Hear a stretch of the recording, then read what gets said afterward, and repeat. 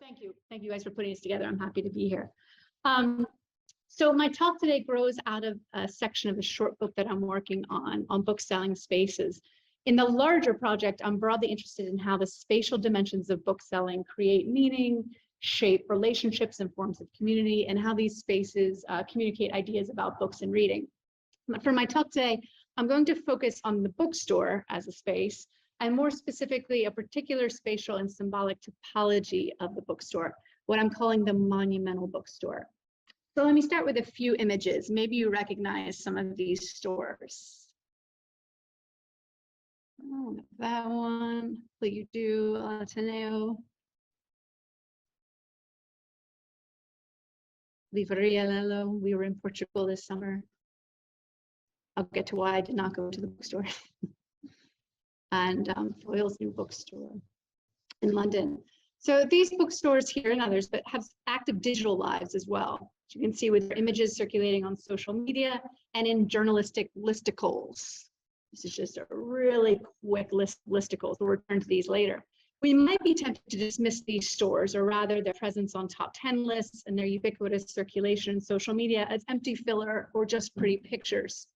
After all, local bookstores have real work to get up to. As discussed, and Meryl mentioned this, I think, as discussed in the showed to us, in the recent report commissioned by the Booksellers Association and conducted by the Institute of Place Management, bookstores are local placemakers, contributing to the vitality and viability of high streets and the social and economic health of communities. The bookstores in these lists, on the other hand, are almost always abstracted from local contexts, emphasizing the aesthetic over the functional, the symbolic work over the people work. But it's my argument that these stores, again, we'll come back to these and some others in a second here, have something important to say and perhaps to contribute to understanding of the cultural work of bookstores. The bookstores I've shown here share physical quality of monumentality in their large-scale and opulent design, but monumentality is more than a descriptor of dimensions and design. James Osborne explains that beyond, quote, size, shape, or visibility, monumentality lies in the meaning created by the relationship that is negotiated between object and person. This definition of monumentality draws on Pierre Bourdieu's theory of the ways in which objects or sites function as cultural capital and are invested with symbolic power. Monumentality thus incorporates not only physical presence, but also social recognition and negotiation, and the heft of symbolic meaning.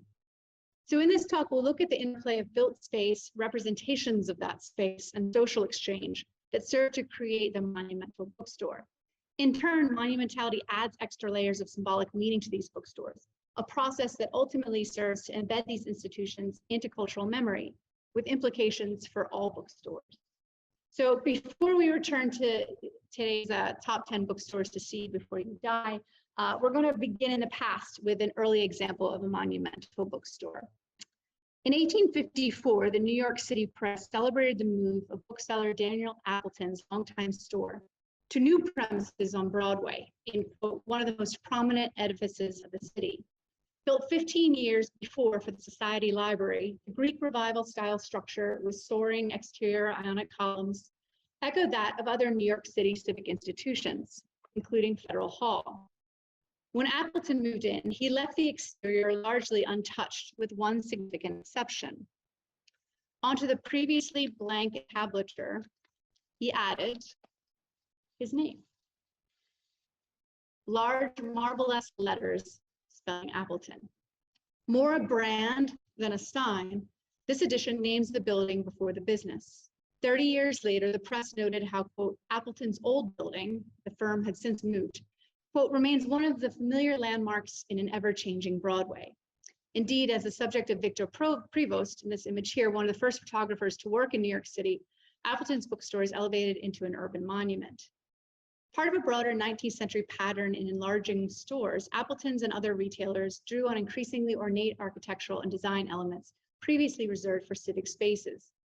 Linked with the mid-century rise of the proto-department store, A.T. Stewart had just opened his Marble Palace a few blocks down a couple years before Appleton's new store.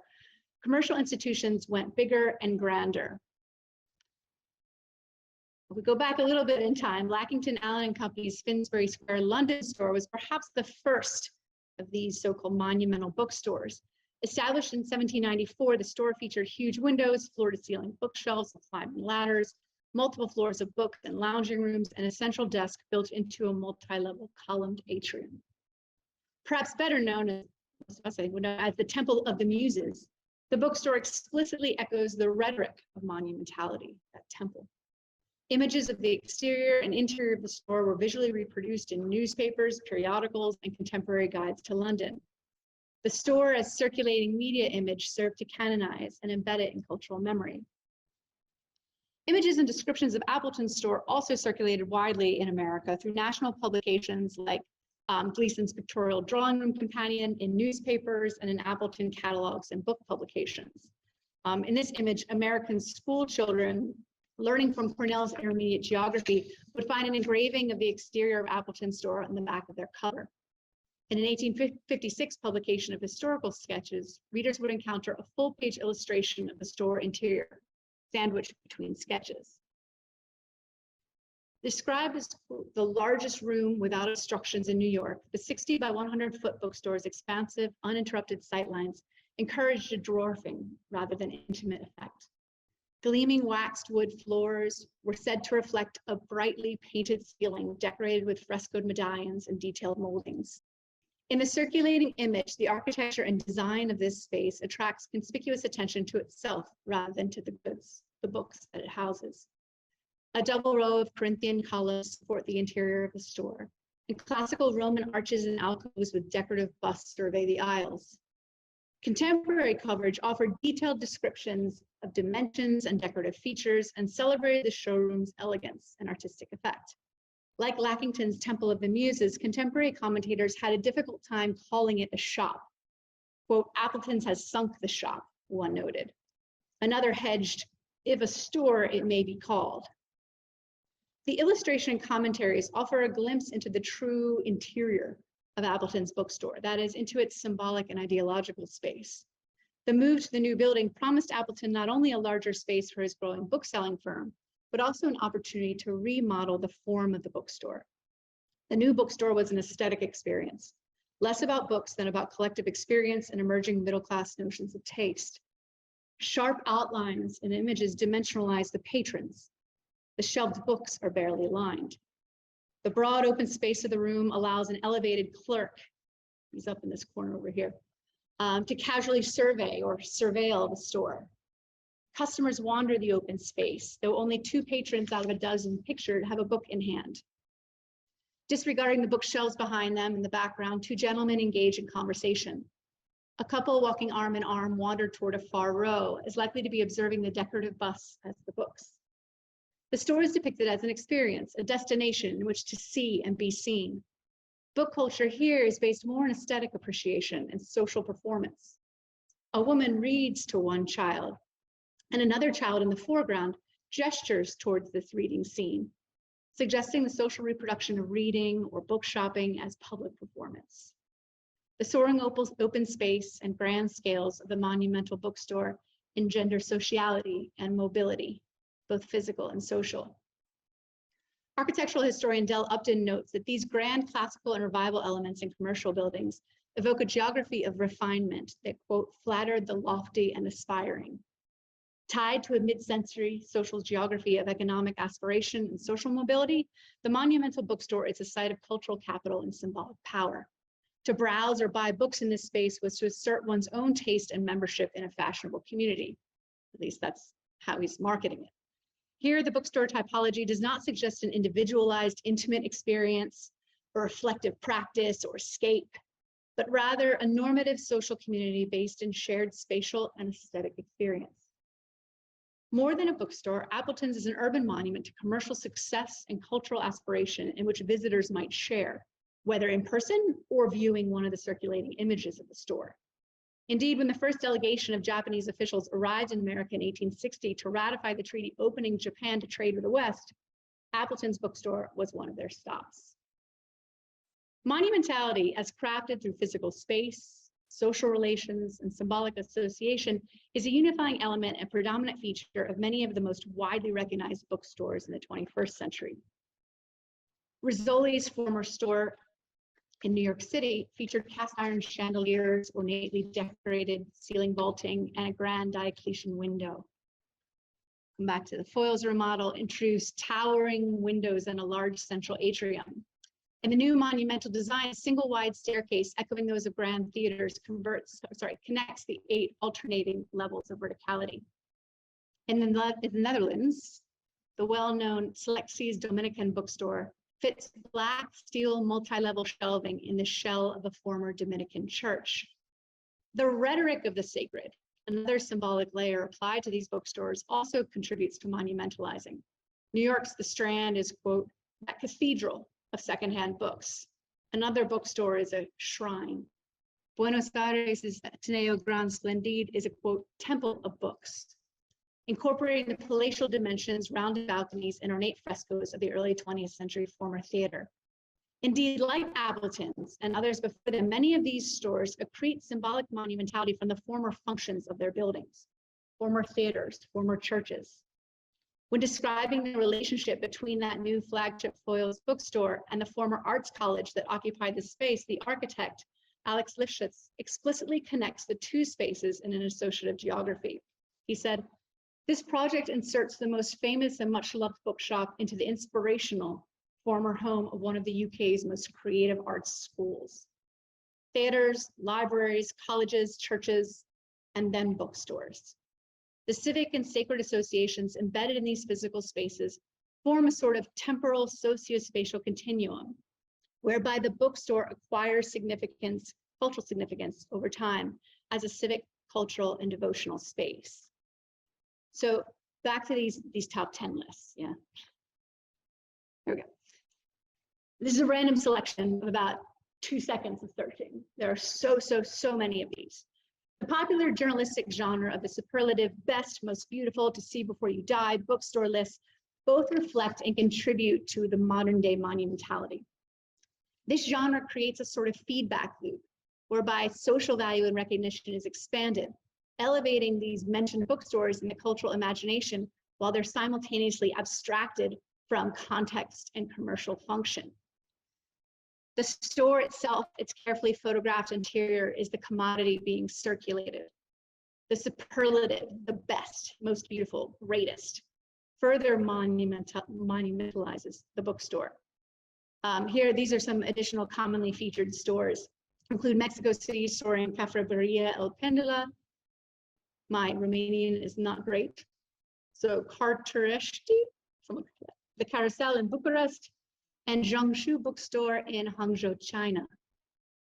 In addition to the journalistic bookstore listicle, social media contributes to the monumentalizing of select bookstores. Most of those bookstores I've already mentioned or shown you are among the most Instagrammed bookstores in the world, according to a recent article in the editorial book site, Book Riot. And certainly, there's a lot more to say about the specific visual norms and practices of Instagram for shaping spatial aesthetics. That's something to talk about later. But here again, like in Appleton's, the monumental bookstore is linked to aspiration, status, and performance. This time in terms of digital virality and tourism. Take a selfie here.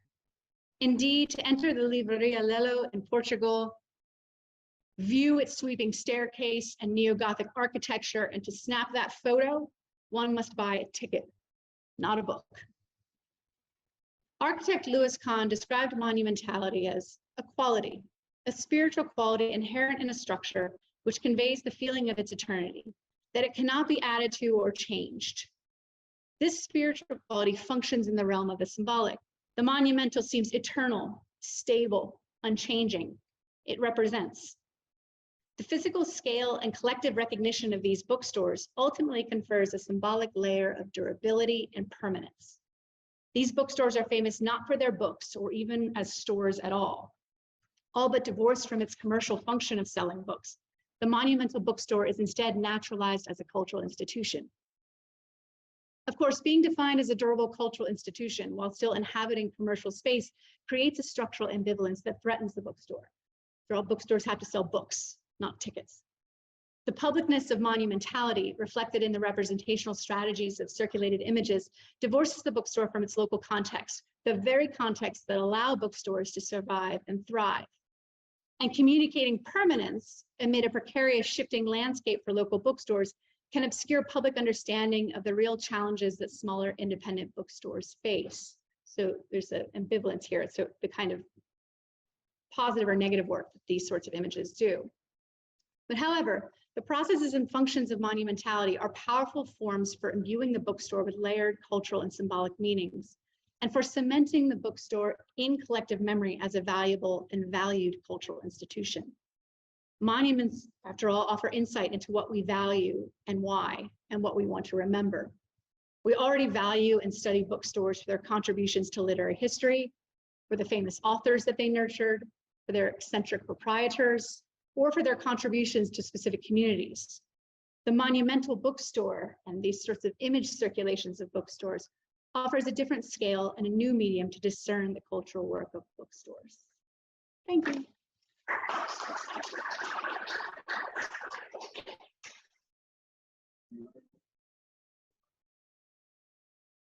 There you are. I can point out there's a really interesting Cambridge University Press elephant coming out shortly. Inshallah, as we say. Yeah. Hopefully. So there's more coming out in the area before long. Who's next? Maria? Look right. Yeah. Stop sharing. Oh no. Someone up here. To share your screen. And yours is this one, yeah? Yes. And I'll leave that to you. Yep. That's your slideshow? Yeah. So you know how to, you okay with that? Yeah, do you just start? Yeah, you're sharing, the screen's sharing already? Yeah. So I guess you want to hit presentation? Yeah. Yeah, just the page down thing. Thank you very much. You ready? Yeah.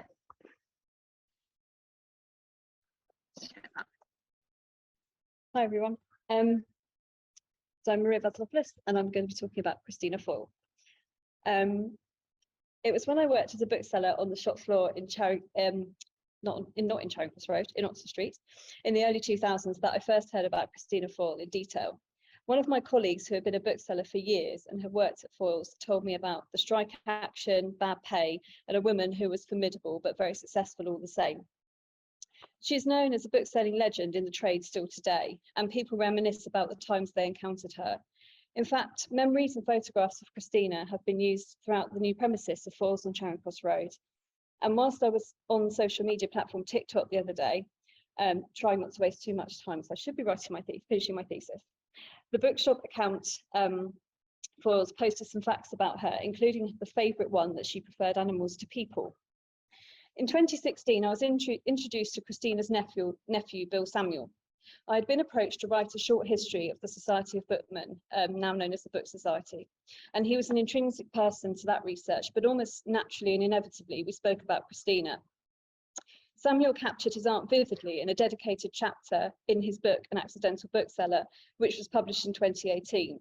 In it, he describes how Foyle was born into the book trade as it was her father, William, who went into business with his brother Gilbert in 1903. She had a sister, Winifred, who was Bill's mother, and a brother, Dick, who died at war.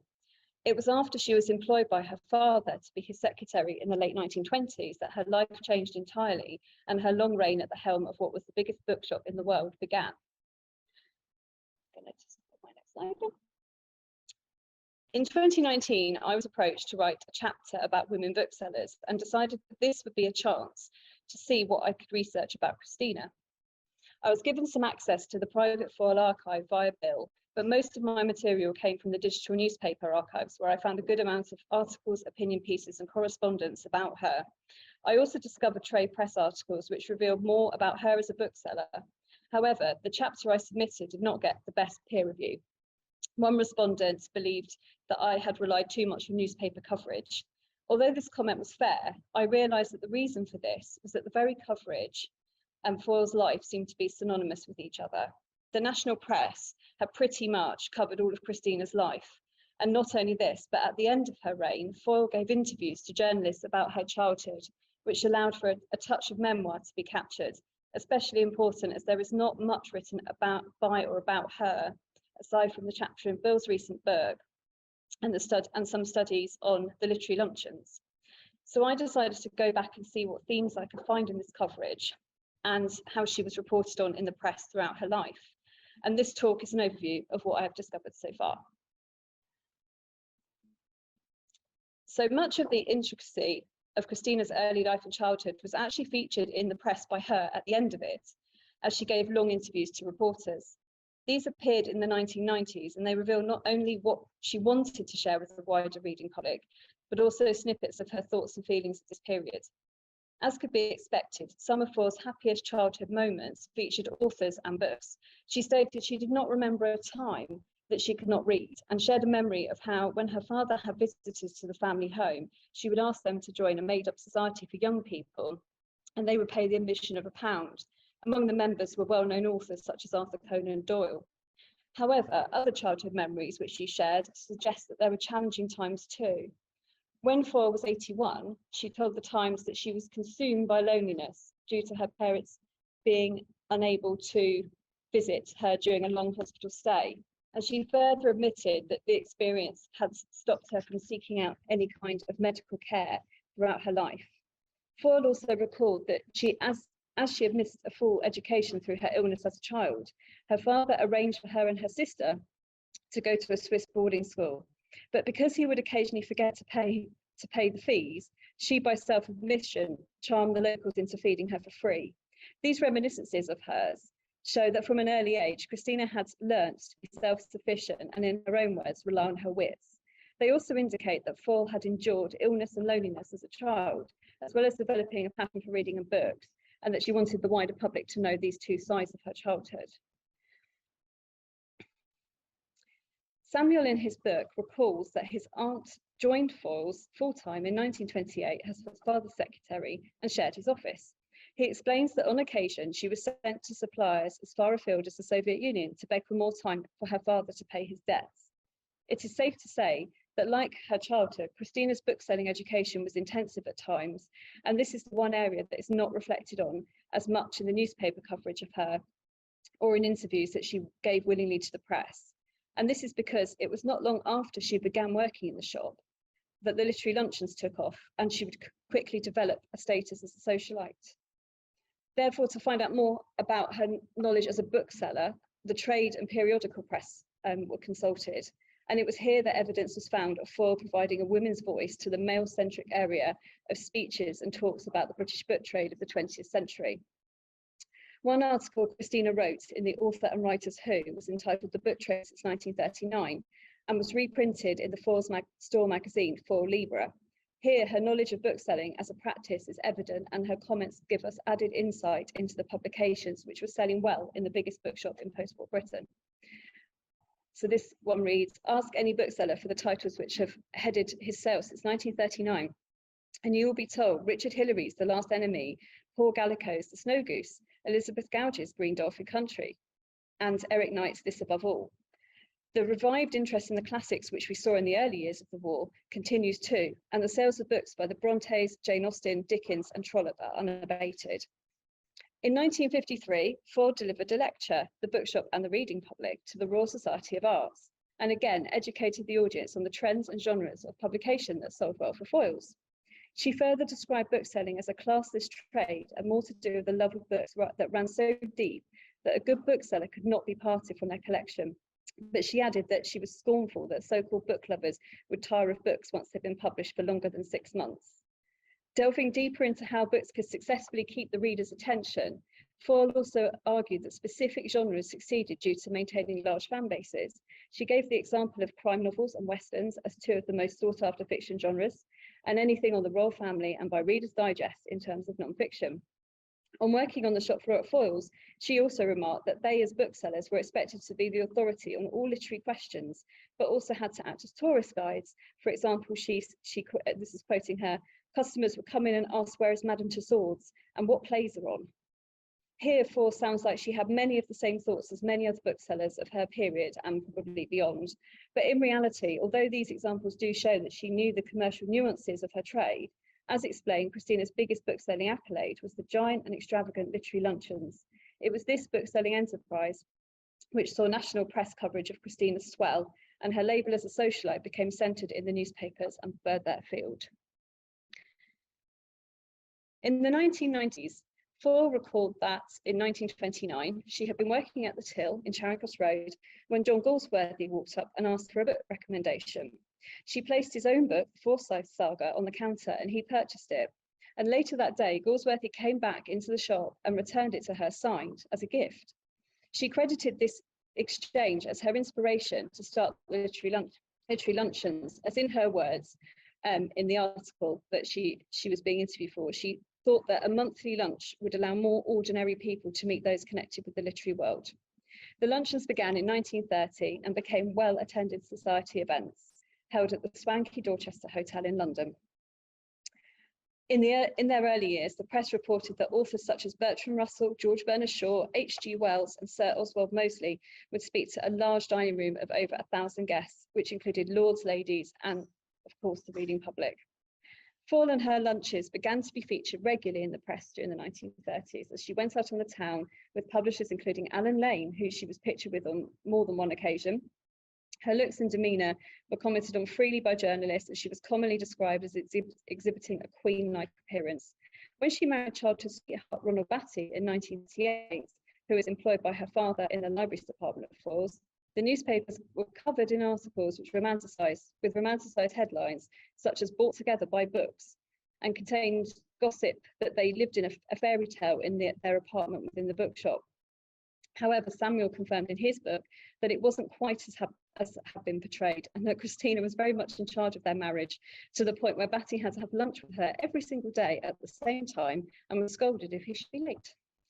In terms of the focus of the press and the newspapers, that remains solely, really strongly on the lunches and Christina's erupting social diary.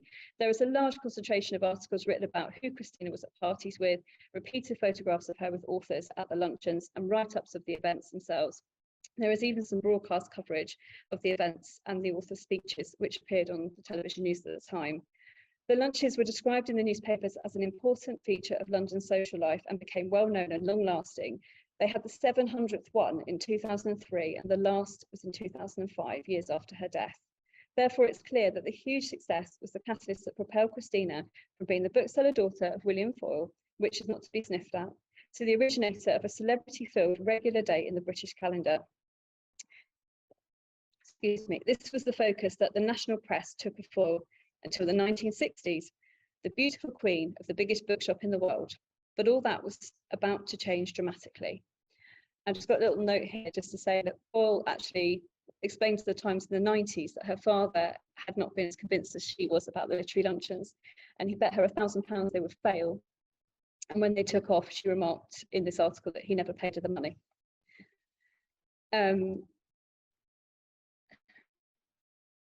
Bill Samuel reports in his book that when William died in 1963, Falls was still growing, had 32 departments, and received over 3,000 letters a day. He acknowledges that though his aunt had been part of this achievement, after she took over running the business, things started to fall apart and the shop staff became unhappy. This period of Fall's career was also when she gained notoriety in the national media as the Iron Lady of the book trade, and the articles about her changed the tone under this new persona. The first Falls bookseller strike occurred in 1965 over conditions and pay, which some publishers supported. It received a lot of press attention. There were reportedly 140 booksellers estimated to have taken because of the sacking of one of their colleagues being affiliated with trade union activities. Outside Falls, those on the picket line took the opportunity to further play publicly to reporters about their working conditions. They told reporters there was no canteen, one toilet for 60 to 70 staff, no hot water. Bookseller Thomas Joy acted as a conduit between the trade unions and Foyle, but reported that in the press that he had found it difficult to get hold of.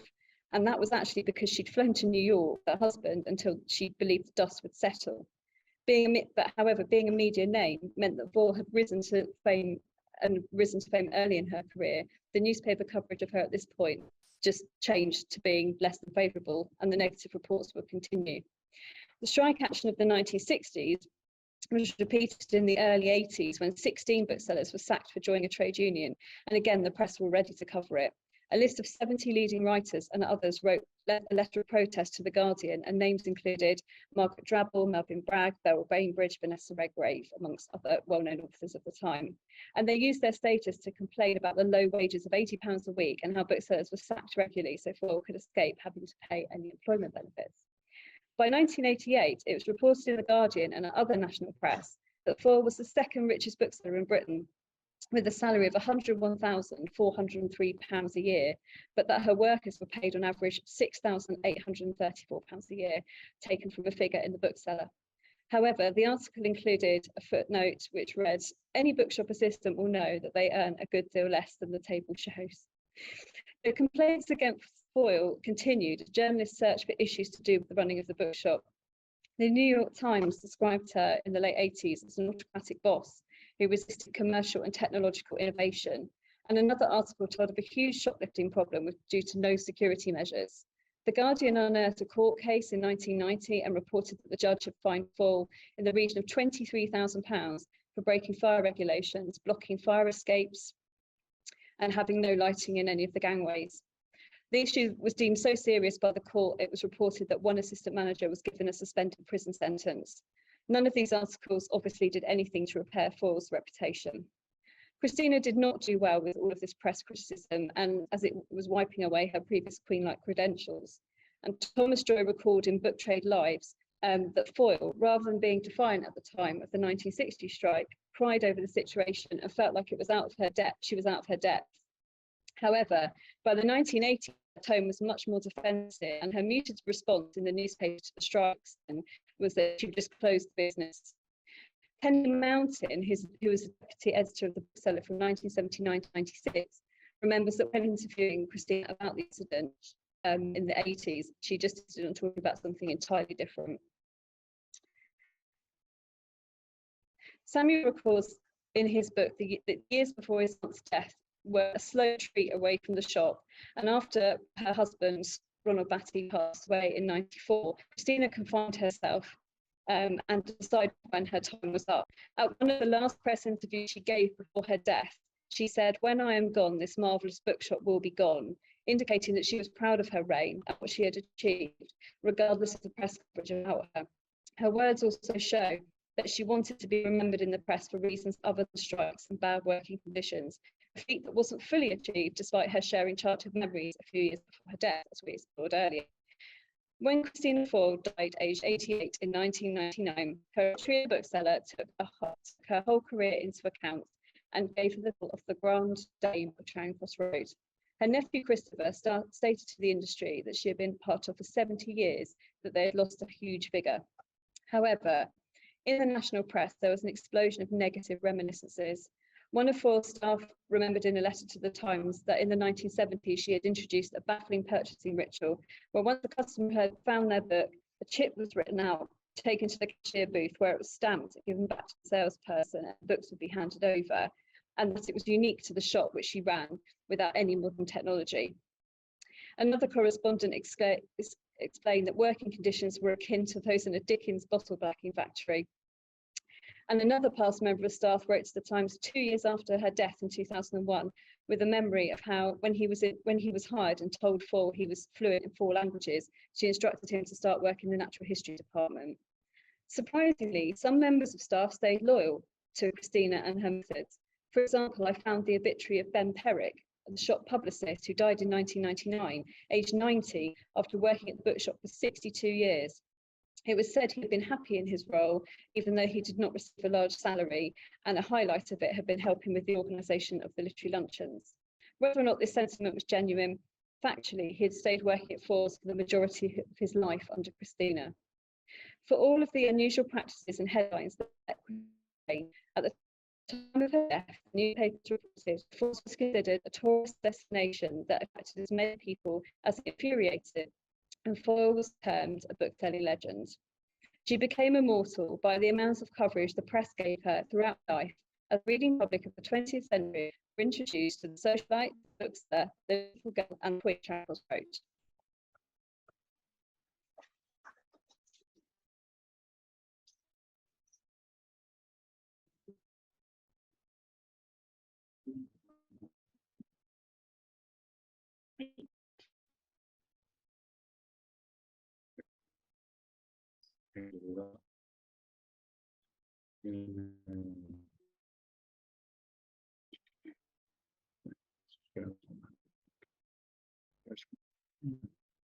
You are not.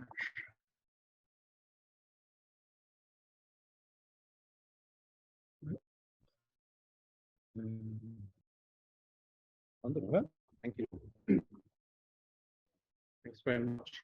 I may have underestimated my training eyesight. It's very dark in here, but I will do my best. The first thing I should say is that this is based on early stage research. It's drawing on some material that I stumbled across several years ago when I was working on something else. And all I'm going to be doing is presenting some initial accidental findings on what is a large and under-researched topic. I'm thinking, but thank you. In a 1934 lecture given to the Oxford University English Club, Geoffrey Faber acknowledged the importance of the trade of the publisher's traveller. While booksellers were not quick to deny that they were influenced by travellers, Faber argued, the role was as important to a publisher's success as his own editorial fare. The few contemporary accounts of interwar publishing provide much information about critical play book trade. The obvious exception being Stanley Unwin's Push by Publishing, which was the word traveller in Sahid.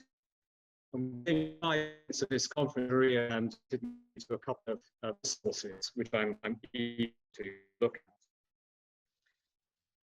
One of the few history of publishing is to mention what is discussed the publisher's traveller is Johnston's History of William Heinemann, which even gives the name of a traveller, Monroe, who's the town representative for Heinemann.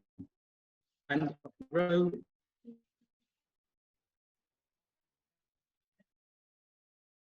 okay. Am I close? You can't see my head. I can't see my script, you can't see my head. Okay, so who really to Heinemann is saying that the publisher's representative was shocked, which made the great machinery for the dissemination of literature run smoothly. Monroe's words come from a speech delivered in 1932 to the Book Publishers Representatives Association, which he himself was instrumental in setting up. And the fact that such an association was created points to the importance of the traveller's position in the book trade.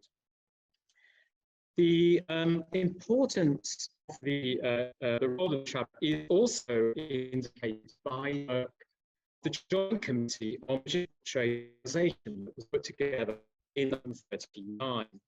The Joint Committee, which was made up of representatives of the Press Association and the Associated Booksellers, produced this report which emphasized the value of the bookseller and to the bookseller of the traveller's work, which it was asserted could never be superseded by information in trade papers or circulars.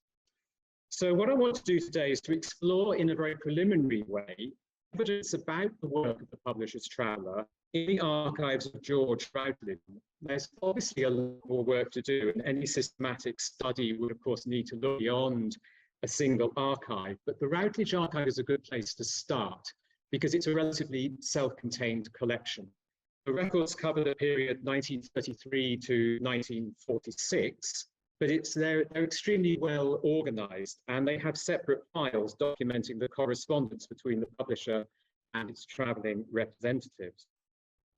Routledge was, of course, a very successful publisher in the Victorian period, but went through bankruptcy proceedings at the end of the century and was reformed under new directorship in 1902. It was still in the 1930s a fairly small operation. There were two directors, Charles Franklin and the young Frederick Warburg, who left in 1935 to take over the bankrupt business of Martin Secker, forming Secker and Warburg. And in the first of his two volumes of memoirs, An Occupation for Gentlemen, published in 1959, Warburg does devote considerable space to his time at Routledge and gives some interesting background information on day-to-day, or internal information, I should say, on the day-to-day running of the firm. But he says nothing about the distribution side of things and nothing predictably about the travelers or the sales manager who worked for the firm. The files show that there were at least 3 salaried representatives of Routledge covering the home market in the 30s and the 40s. Suddenly there was light. Thank you very much. The town traveller covered London and some of the surrounding towns around the city, while the 2 country travellers covered the rest of England, Scotland and Wales. And it's these 2 travellers that I want to look at in detail today. And each traveller covered a huge stretch of territory. Mr. Ringham covered the south of England, the Midlands and Wales, journeying from Sussex to Devonshire and Cardiff to Lincolnshire. I probably ought to have drawn up a map to show you just how extensive a range of the country that was, but it is quite a stretch. And then the traveller with responsibility for the north of England, which meant everything from Nottingham northwards and Scotland, was a Mr. Cocker. And it was not unusual for travellers to work for more than one publisher, by the way, because in addition to working for Routledge, Ringham also travelled Duckworth's books. There were also travellers covering the overseas markets, including continental Europe, the Middle East and Africa. But these travellers worked on a commission basis and they weren't salaried members of the Routledge firm. The traveller for South Africa, for example, was the salaried representative for William Collins, Mr. Charles Roy. And interestingly, in 1940, when Roy was called up for military service, his wife took over his duties. And this is the only evidence I've come across of a female traveller working for Routledge. These representatives communicated solely with the sales manager, who was an important member of the firm, even though erased from Warburg's history. And in the mid-1930s, the role was filled by Alistair Patterson, who had previously worked for Faber and Guyer. And according to Tony Faber's recent book on Faber, left the firm when he didn't manage to get the money together to buy the partnership that T.S. Eliot eventually bought. So something about the course of history might be said about that little episode. Patterson spent only 2 years with Routledge, but he was closely involved in several new initiatives and played a significant role in editorial affairs. He was especially successful in setting up a new series or a new emphasis on Scottish books published in the period, because he was a close friend of Murray Grieve, Hugh MacDermott. When he left the firm on health grounds in 1836, Patterson was replaced by John Carter, who had previously worked for Putnam. At the start of the 1930s, Routledge was an exclusively non-fiction publisher with a broad range of titles encompassing history, domestic and international politics, especially communism, sport books, travel, children's books, photographic books, and heavily illustrated books, including a whole line in nude studies or studies of nudes. But there were new initiatives emerging, especially, as I've mentioned, Patterson's series of Scottish books. And in 1937, the firm returned to fiction publishing, one of its earliest titles being Samuel Beckett's first published novel, Murphy. So to turn to the evidence in the files by themselves, one of the noticeable characteristics around is a lot of context pertaining to the practicalities of the travellers' working lives. The early files, for example, contain a lot of correspondence about Mr. Cocker's car, which keeps breaking down. And there's a whole file recording negotiations with a car dealer and a motor insurance company where they finally agreed to buy him a replacement. There is also frequent exchanges about travelling and living expenses, such as this letter to Cocker concerning an increase in hotel charges in Glasgow. And I suppose it was standard in that period to tip the hotel staff. And such examples provide evidence of what life on the road must have been like. And the traveller's work was kept under a very close scrutiny. Throughout 1937, there was an undercurrent of disappointment in Mr. Cocker's work in particular.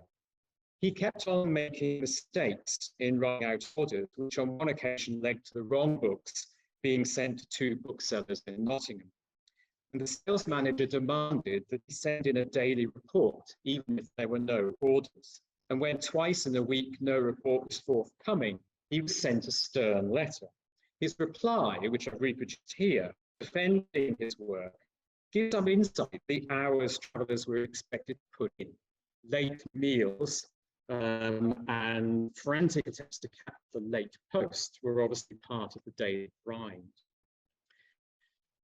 A country traveller's work was in one sense very different from that of a town traveller. As Stanley Unwin notes, he was unable to keep in such close touch with his publisher, and visits to customers were more sporadic and had to be carefully planned. Cocker sometimes reports that the reason he has no orders to send is that when he visited the shop, he found that the buyer was away on holiday. Files contain numerous slips of paper, please advise, with a list of towns, and this was a request for information on where to visit and also for information on any outstanding accounts, which a traveller would sometimes present to booksellers. Sales reports were submitted at the end of each month, some of which have been preserved in the archive, though I've yet to look at them. I'm hoping they'll tell us something about regional distribution of individual titles, as well as the extent of the work undertaken by the travellers.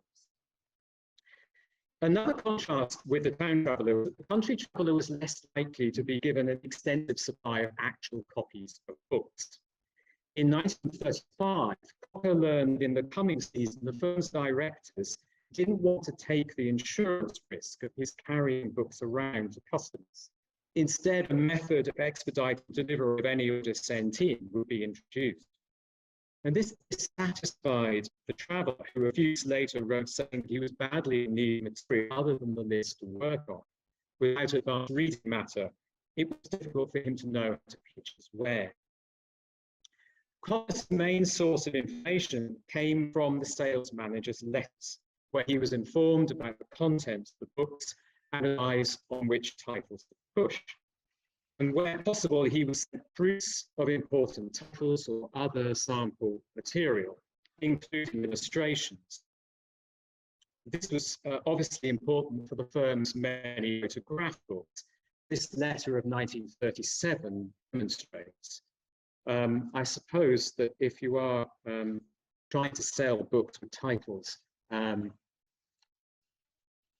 like using colour, then study probably is helpful to have illustrations in advance if you're going to get any orders. Of course, the specialist nature of some bookshops made it easy for publisher and traveller to market certain books. Academic books were targeted at university booksellers. Left-wing booksellers were identified for the many books on Marxism and Soviet Russia that the publisher issued, while a title like the Cine Amateur's Workshop was shown around chemists and photographic dealers, in addition to high street retailers. When sales of music books were dropping at one point, Cocker was advised to approach music dealers and get them to distribute leaflets. Comparing the work of the two travellers reveals some interesting regional variations in the bookselling trade. On more than one occasion, Ringham, the traveller in the south of England, had to defend the paucity of his orders by explaining that the books on the list were unattractive to the sellers in the remoter regions of the country.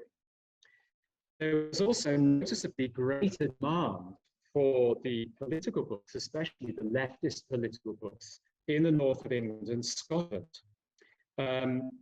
such as this example here, where Patterson is extremely disappointed by Ringham's order of one copy for John Peyton's Proletarian Pilgrimage. John Peyton was an MP, one of the, he was an independent Labour Party politician. And Cocker has managed to subscribe 85 copies. And Patterson was himself responsible actually for procuring this title. He was a friend of Peyton, or at least an associate of Peyton. So he had particular interest in ensuring that it had some success. But why one copy in the south and 85 copies in the north of Scotland?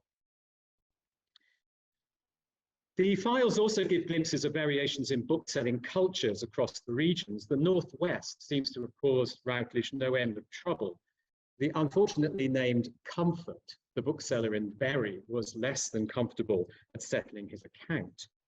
And Sheraton Hughes was a bête noire of Routledge, who were always reluctant to commit to further orders. It really is a pity, Carter wrote to Cocker, there's not a stronger bookseller in Manchester to whom we could go for some support. He was especially exasperated when a positive view of the book in the Manchester Evening News failed to elicit a single sale in Manchester. This letter is quite interesting in the way that he attacks the lack of cooperation, the lack of a spirit of cooperation between publisher and bookseller. Travellers were an important source of information for publishers about what was happening in bookshops. An order sent in did not necessarily mean a sale.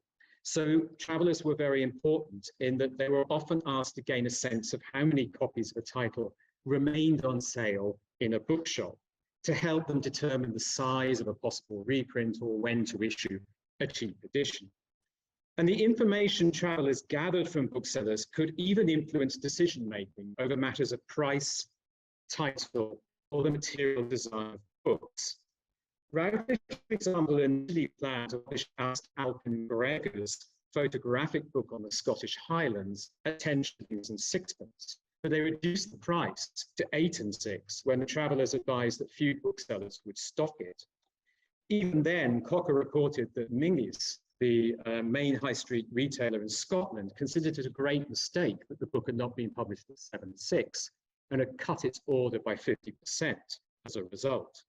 And Patterson explained that the economics of the proposition made it impossible to reduce the price, but the evidence suggests the book was not the success the publishers were hoping it would be.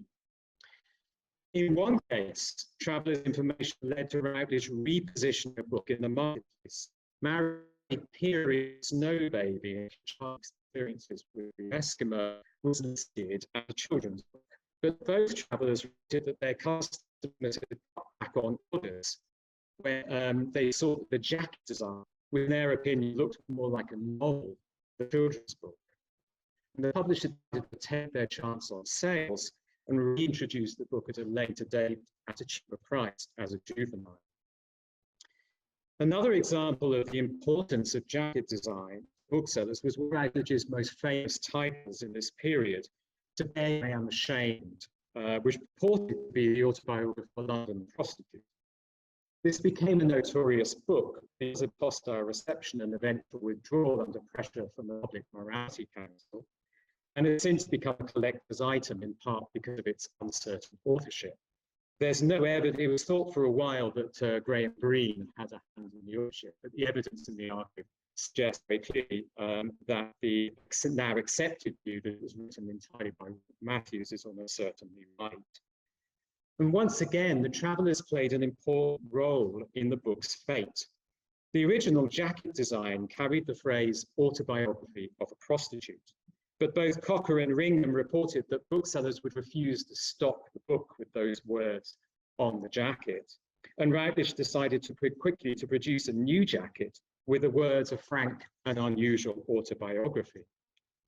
But they also produced a promotional band, a wraparound, which included the phrase in the original jacket, but thus allowed any bookseller who objected to the words prostitute to remove the band before displaying it. But even this caused offence among most of the travellers' customers, and the idea was soon dispensed with. Suppose if you find a copy of the original Routledge edition with that band wraparound, it's probably going to be worth quite a lot of money. The notoriety of the book, of course, helped its sales. The Travellers made very good use of a savage moralizing review in the Daily Mail, Plus ça change, and all publicity is good publicity. Booksellers were obviously convinced that there would be a large demand for the book. Even Sheraton Hughes ordered 25 copies.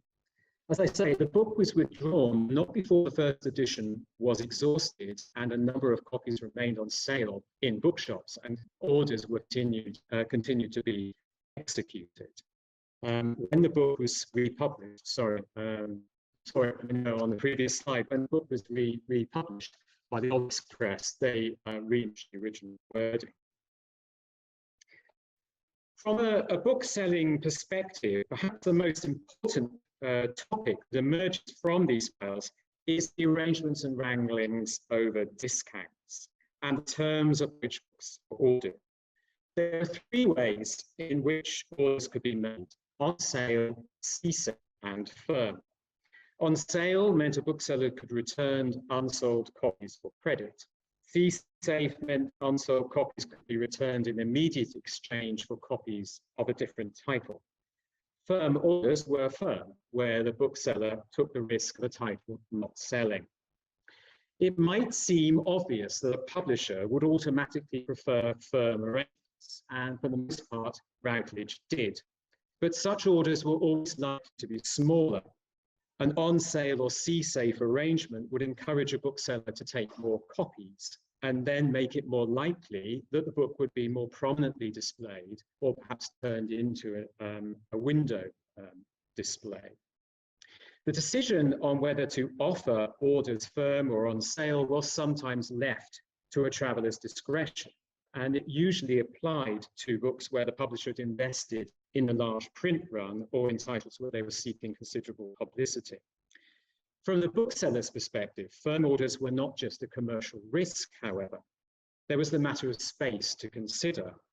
And Ringham struck a special arrangement with Blackwell's in Oxford, which is illustrated partly by the quotation on this slide, whereby Blackwell's, which lacked the space to stock sufficient quantities of books to meet the regular ongoing demands of university students, were allowed a special arrangement where stock orders were sent in each week, but the books supplied on a preferential journey terms.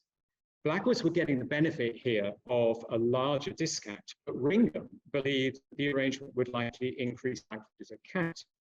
With the bookseller, it would steer them away, in particular, as you can see in the final, steer them away from acquiring books from the wholesale Silkin Marshall. Competitions for orders provided by wholesalers like Silkin's is a perennial problem for travellers. A publisher always has to strike balance between dispensing with the complexities of by selling to a wholesaler at a cheap price, or getting a better price through individual sales at the cost of employing a traveller. And in 1935, Routledge cut back on its sales to Simpkins in an effort to boost direct sales to bookshops. It also tightened up its arrangements with Ningus, which acted as a wholesaler in parts of Scotland, by making all orders with their firm rather than safe. And it wasn't the pursuit of sales that prompted these decisions. As I mentioned earlier, the sales manager was eager Routledge's name was to become better known in the trade. Direct contact between a traveller and a seller helped instill an understanding of Routledge book meant and what the list book as a whole, far more so than if a bookseller acquired copies as and when they were needed from an essentially anonymous wholesaler. The whole question of who should carry the most risk on the selling of books, publisher or bookseller, and what was best for the trade as a whole, was a major topic of debate in the 1930s, central to the work undertaken by the Joint Committee on Book Trade Organisation. And what's striking about evidence in these files is the variety and fluidity of the arrangements that existed among publishers and different retail operations. Most striking was the secret arrangement that Routledge struck with 8 booksellers in 1935, where a more generous discount, 30%, was offered on all books, and the travellers asked not to mention this arrangement with any other bookseller or any publisher's traveller. And the practice of secretly offering special terms to selected booksellers must have been common, because fixed by the Joint Committee. One of the sellers give preferential treatment, and I'm coming towards the end now, in the north was Askew the Preston. And Radish found Askew one of its more reliable shops in the northwest. And they were allowed to buy copies of titles at a special discount and allowed to buy books that were about to be reprinted price to a special discount, what on Patterson called pre-selling. And it's clear that the experiment was leading to increased turnover, as this letter from Patterson to Cocker attests. It's one of many examples of the intricate and complicated arrangements between publisher and bookseller that these files reveal, one that I think we can only fully understand by paying more attention to the role of the publisher's traveller.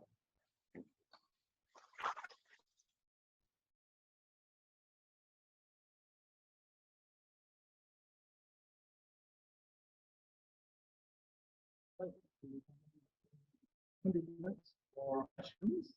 Do people want to come up and have a glass of water on there? Sam, can you act as the person for anyone having an online question? Yeah. All right. So let's see. Speaker has stopped. Okay. So if you're online, first off, I apologize. I think there was some interference with the Wi-Fi, so I'm not sure that this audio was perfect this time around, but hopefully you were able to catch it. Hopefully the recording will be strong. And if you have a question from your online, could you please use the hand option within Zoom? And my colleague Sam will keep an eye out for those, and she'll act as your proxy within the room. She'll raise her hand when you've got a hand to raise, and she can repeat your question, or you can activate it. Yeah. Right. That said, thank you all. Could I ask if there are any questions from the audience, online or off? Sue.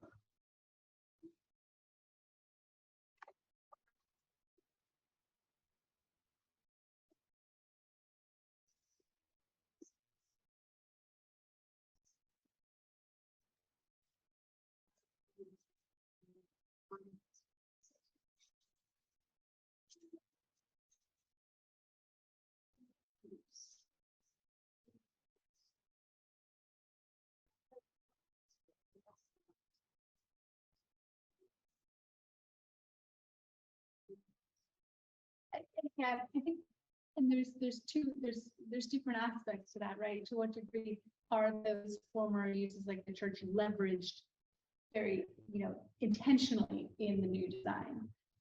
And I think something like you mentioned the bank too. There's the famous LA bookstore, Last Books, is a bank, a former bank, and they crafted a one of the old what do you call that when you walk into the that's behind the big door.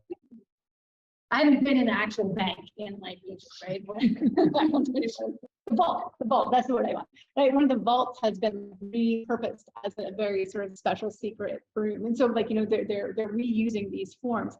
And I would say that the bank is interesting too, because the bank also has commercial and civic functions as well, in a lot of ways. So I think that it's intentional in a lot of ways, right? Intentional to pull on some of the former associations.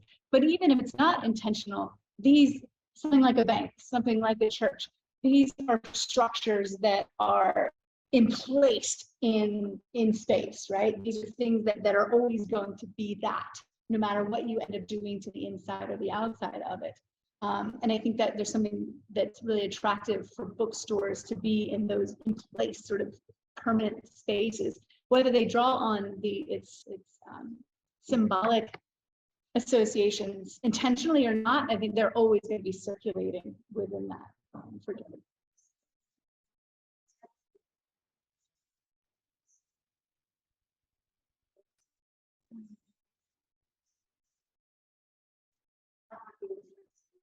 Yeah, I mean, what we haven't got is like what the users' responses are, right, and what their associations are. Yeah, no, I think that's perfect. But I mean, even without those physical buildings, the sort of physical haunting, I like the way you said that.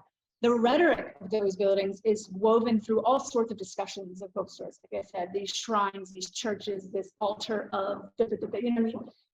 Like that rhetoric itself is doing work, even if it's not in that space. You can imagine, right, just how much more vocal the space is when you have that on top of the rhetoric too. I just noticed Sam has been typing in questions from the audience so that they can hear you online. Yeah. So online and then. Yeah.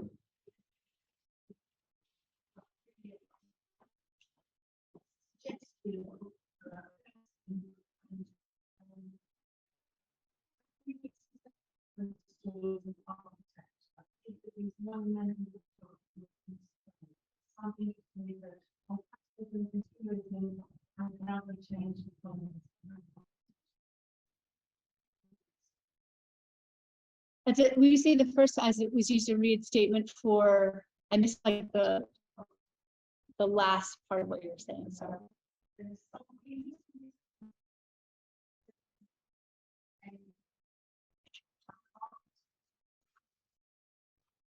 Yeah, tell they can hear me. I'm like, tell them.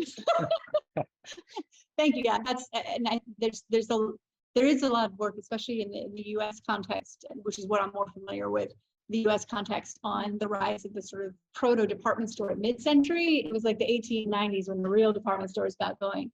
But yeah, and their use of this sort of ornate architecture as a statement for new ways of shopping and being. So yeah, I think there's a lot of interplay too that's happening. That's another register that Appletons and these stores are working in. I think an interesting flip side would be thinking about today and the demise of the department store, right? As you know, whether that's in line with the box bookstores or whether they're, you know, at what point did these sort of shift away from each other? So thank you.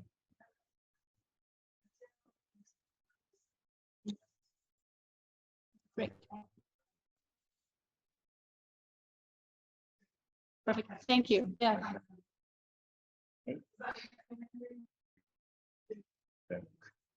You're going to mute yourself if you need to. All right, Tim.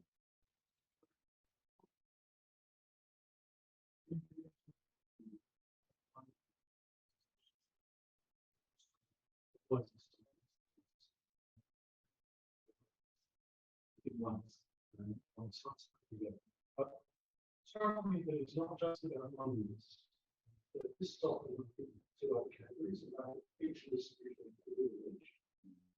So the first would be place.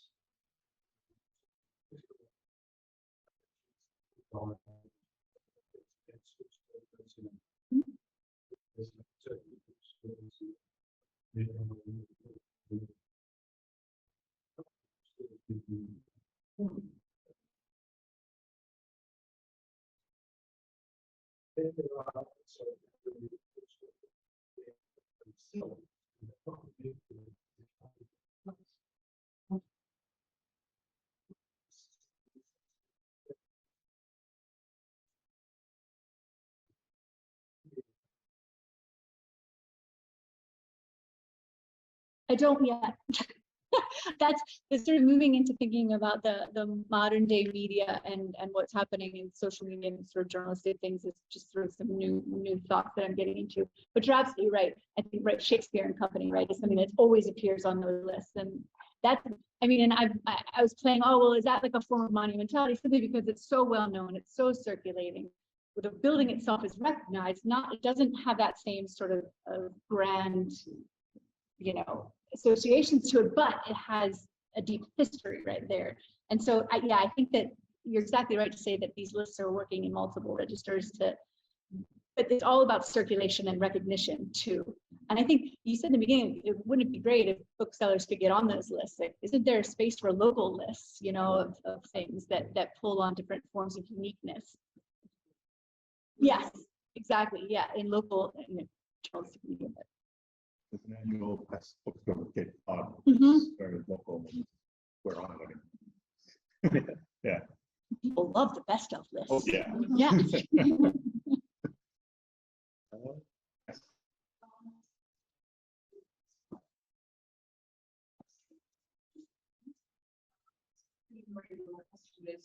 Clearly she reported expense, but also ended up with loss of notoriety too. And I wondered whether the questions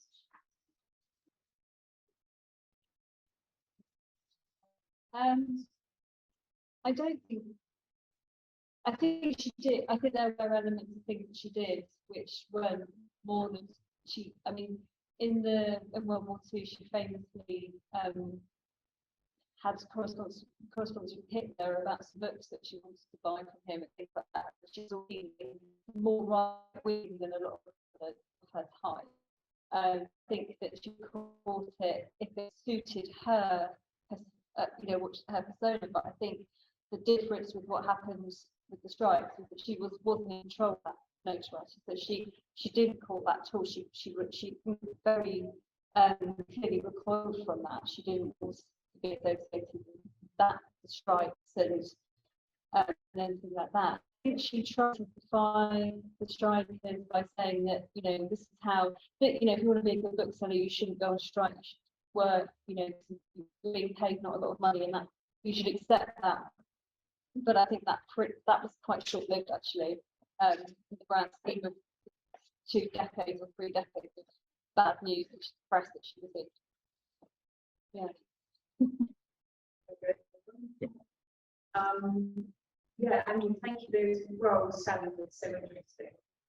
But the question was about that quote on Routledge in Manchester, also a strong bookseller, and saying to whom we could go for some support. And I was not knowing much about the period that you're in, interested in the relationship between the publisher and the bookseller, and I was interested in that support. What the bookseller's role was there. Well, it was a period of growing mutual support because of the work of the Joint Committee on British Book Trade Organisation, which, as I said, produced a report in 1939, but a lot of the work had started earlier in the 1930s, and Stanley Unwin was a major figure in promoting this work. He had experience of how the book trade worked on the continent, and in Germany, where there was always very close cooperation between the various branches of the trade. And so he was very keen to inject some of that in the 1930s. So that book that I quoted from British Book Trade Organisation it's quite a dry book, isn't it, Maria? But it's very, very useful for actually understanding the nuts and bolts of how the book trade, the whole structure of the book trade worked as a whole and its interconnections. Because, as I said, the wholesaler operations sort of fleeted in and out of this paper. It's much more centrally there in the files than I had time to go into.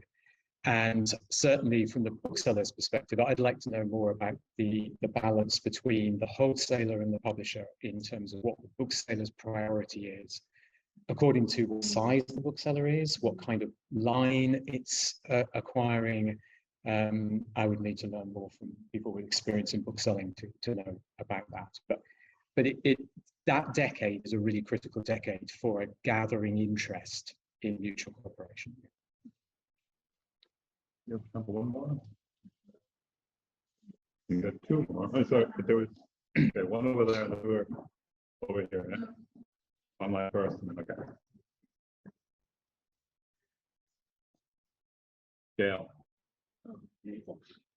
So she needs to unmute. If Gail unmute. You're on mute, Gail. Okay, hello. Can you hear me? Yeah. Okay, right. I have to be honest and confess that I'm partly doing this because I'm online and I'm chairing a session tomorrow, and I want to see how the system works. But also, I did want to say that I really appreciated all the different talks, and to comment to Maria that when I was a schoolgirl in the 60s in London, and I wanted to get hold of a book. It was it was a Penguin edition of a Tennessee Williams plays, and literally I didn't know that there was anywhere else you could go except for Foyle, and I don't know how I picked it up. Do you know what I mean? It wasn't like I was an avid reader of the Daily Mail or the gossip columns or anything. But I just think that its influence on the if you like the public consciousness at that time was really immense. And yes, but also then as an adult, when I found out, I knew a lot about the strikes and so on. That was very concerning, and I knew people who were caught up in that labyrinthine operation.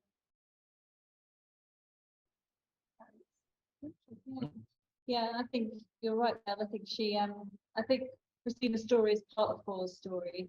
The Foyle's bookshop was, William and Gilbert obviously did the majority of the legwork in creating it as it was. So yeah, I think that people have probably got different experiences of it depending on whether they worked in it or they did or they were just customers. So that's really interesting.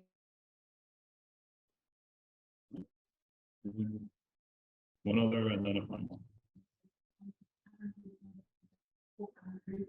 And what the way you're trying to take this, if these travelers also get information from sellers or readers to publishers? I'm going to take the second part of that question because that's easier to answer.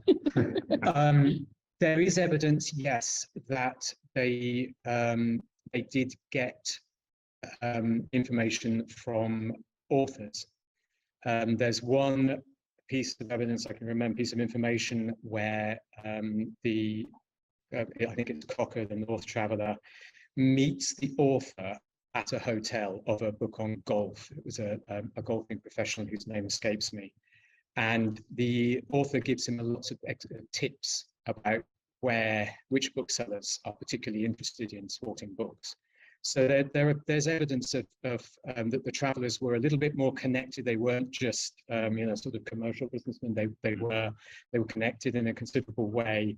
And I did say also that the sales manager was a far more significant figure than that salary name suggests. The sales manager was responsible for bringing quite a lot of work to the actual publisher.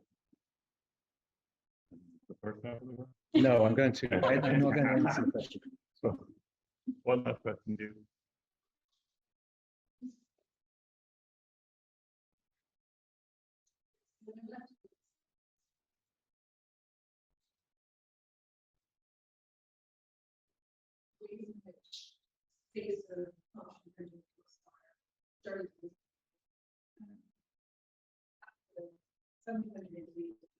I just wondered where the earliest kind of points, so we talked about it,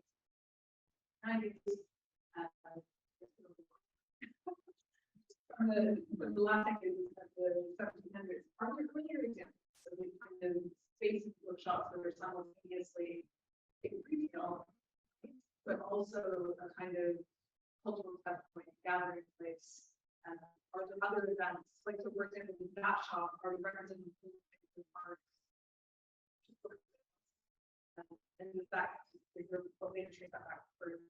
Absolutely, yeah. I mean, I think that the question is like, what were they to certain communities, right? And I think that was functioning. So, I mean, just using Appleton's as an example, but a lot of bookstores at that mid-century in New York were selling lottery tickets all the time, right? Like that was one, they collected donations for this, that, and the other organizations, let alone the other things they were selling, but they were doing some things in the community. Now, before this, I'd say what's interesting about Appleton's moving to Broadway, right? Then it's in communication with, as we were talking before, department store, it's in communication with the sort of commercial artery of the city in a way that bookshops before were not spatially, right?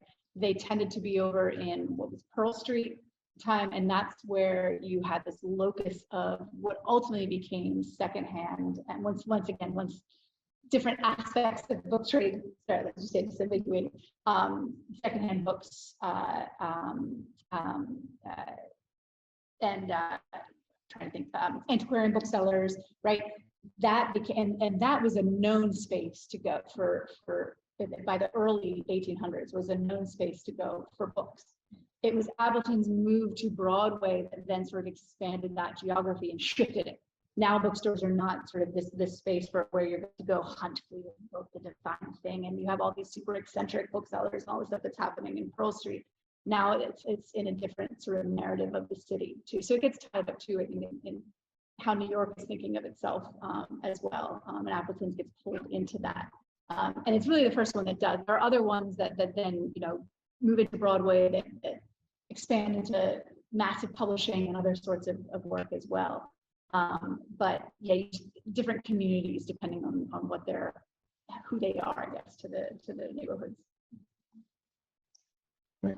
Thank you.